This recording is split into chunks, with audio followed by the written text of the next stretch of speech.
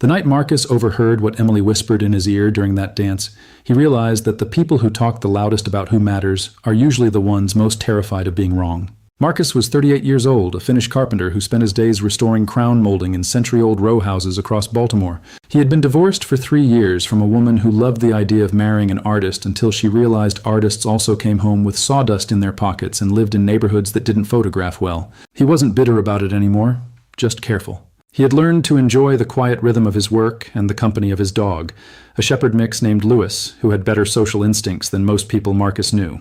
The party was his cousin Jenna's 30th birthday, hosted in the finished basement of her townhouse in Canton. Marcus had arrived late on purpose, carrying a bottle of bourbon she liked, and hoping to stay just long enough to be remembered fondly.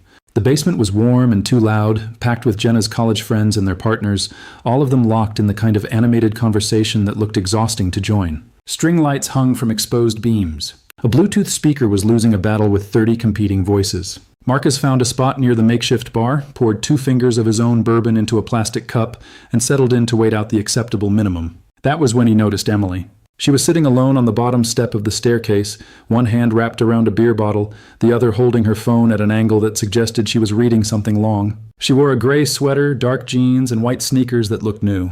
Her hair was pulled back in a low ponytail. She looked calm and entirely unbothered by the fact that no one was talking to her. Marcus had seen her before at Jenna's engagement party 2 years earlier. She was Jenna's co-worker, something to do with grant writing for a non-profit whose name Marcus could never remember. She had been quiet then too, polite when spoken to, but never forcing her way into the center of a conversation. Jenna had mentioned once that Emily was brilliant at her job and terrible at small talk, which Jenna seemed to find both admirable and socially unfortunate. Marcus was debating whether to go over and say hello when he heard Ryan's voice cut through the noise. Ryan was Jenna's fiancé's younger brother, 26 years old, effortlessly loud, and convinced that every room benefited from his commentary. He was standing near the center of the basement with 3 other guys, all of them holding beer bottles like props. All right, I got one," Ryan announced, loud enough that half the room turned to look. "Marcus, you see boring girl over there on the steps?" Marcus felt his jaw tighten.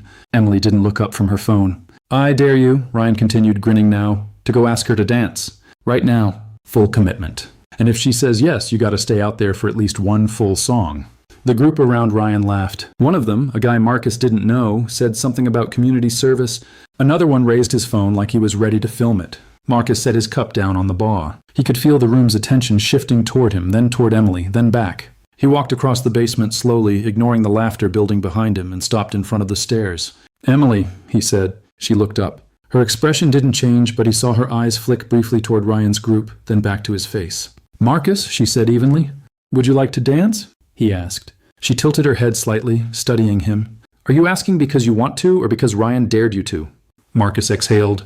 "He dared me to. But I'm asking because I'd rather spend the next 3 minutes with you than with anyone else in this room." Emily set her phone down on the step beside her. "That's a low bar." "It's an honest one."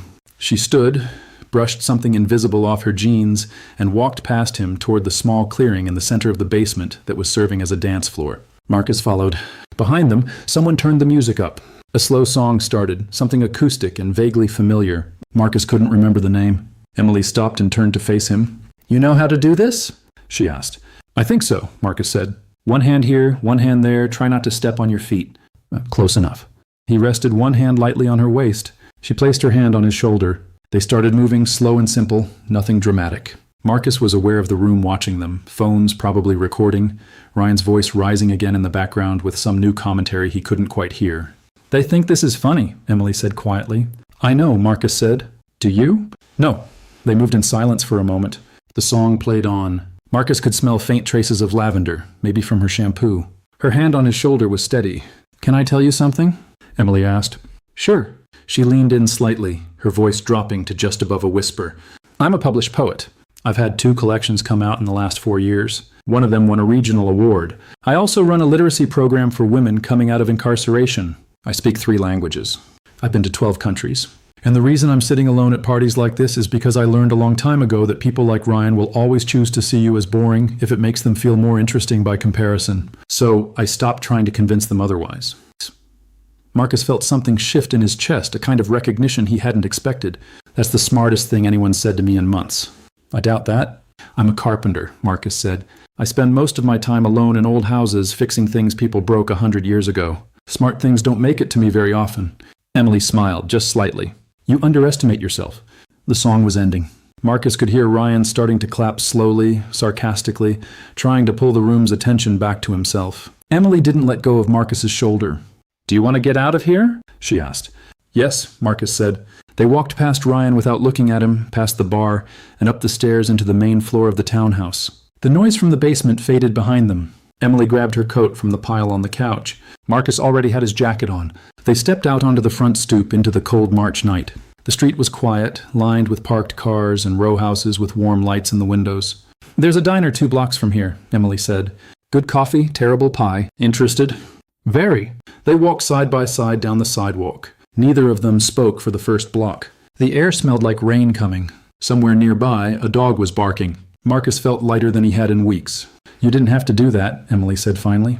Do what? Dance with me. You could have told Ryan to go to hell. I could have, Marcus agreed. But then I wouldn't have learned about the poetry or the 12 countries. 11 countries, Emily corrected. I rounded up. Canada barely counts. Marcus laughed. It surprised him how easy it felt. The diner was small and warm, the kind of place with mismatched chairs and laminated menus. They slid into a booth near the window. A waitress with tired eyes brought them coffee without asking. Emily ordered a slice of the terrible pie anyway. Marcus ordered toast. So what do you actually do when you're not restoring molding? Emily asked. I read, Marcus said. I take Lewis on long walks. I go to estate sales and buy old tools I don't need. I think about taking a woodworking class and never sign up for it. Why not? Because I'm worried I'll be the oldest person there and everyone will assume I'm the teacher. Emily laughed, quick and surprised. That's a very specific fear. It's a real one. She stirred sugar into her coffee, watching the spoon move in slow circles. I think you'd be good at teaching, she said. Why? Because you listen before you talk. Most people don't. The pie arrived. It was as bad as advertised.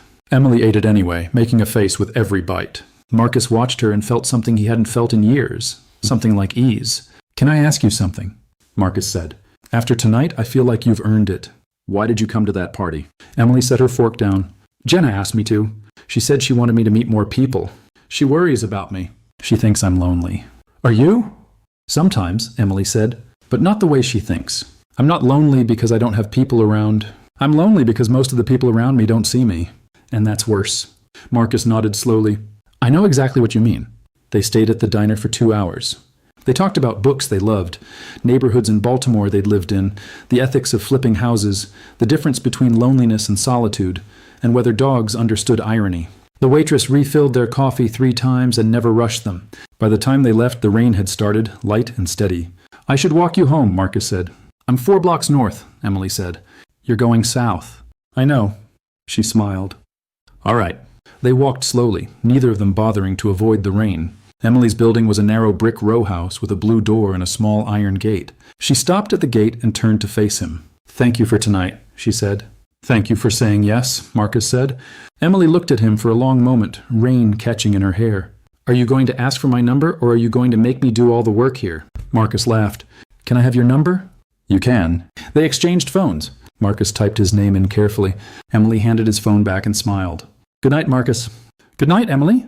He walked home in the rain, hands in his pockets, grinning like an idiot. 3 weeks later, Marcus and Emily were sitting on the steps of the Baltimore Museum of Art, sharing a bag of overpriced cashews and arguing about whether abstract expressionism was brave or lazy. Emily had texted him the morning after Jenna's party. They had met for coffee that turned into lunch that turned into a walk through Patterson Park that lasted until the sunset. They had seen each other 6 times since then. Every time felt easier than the last. I think you're wrong, Emily said, popping a cashew into her mouth. I think you're stubborn, Marcus replied. That's not a counter-argument. It's an observation. Emily laughed. She leaned back on her elbows, looking up at the museum's stone facade. You know, Jenna called me last week. About what?